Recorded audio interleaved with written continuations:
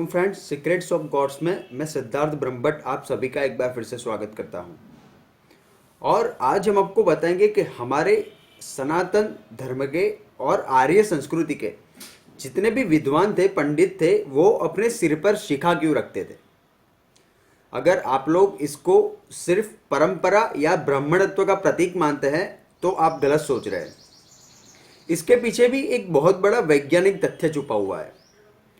जब आध्यात्म और योग को एक साथ मिलाकर और उसको सुप्रीम साइंस मानकर जब सिर पर शिखा रखने का जो कारण है उस पर जो रिसर्च की गई, उसके बाद बहुत सारे तथ्य सामने आए, वैज्ञानिक तथ्य।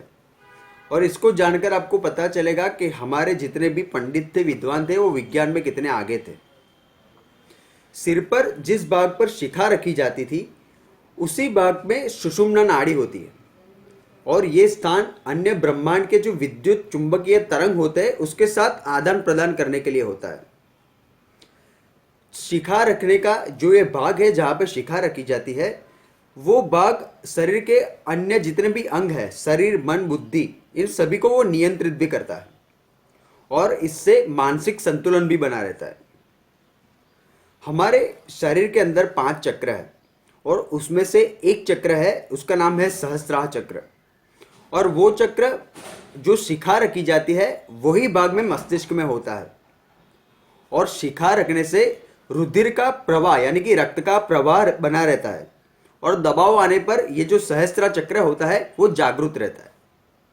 तो सहस्त्रार चक्र है, उसके जागृत रहने से मन पूरी तरह से संतुलित रहता है, और इसके कारण योग क्रिया, अष्टांग योग, जितने भी यौगिक क्रिया है उस सभी में सहायता मिलती है। और नेत्र ज्योति, हमारे आंखों की जो रोशनी होती है वो भी इस शिखा रखने के कारण और रुधिर के दबाव के कारण वो सुरक्षित बनी रहती है। तो यही एक कारण है कि हमारे जो पंडित और विद्वान थे वो सिर पर शिखा रखा करते थे। दूसरा भी एक कारण माना जाता है कि जब आदमी की मृत्यु होती है तब उसकी आत्मा शरीर के बाहर निकलती है। वो बाहर निकलने के लिए 10 द्वार होते हैं।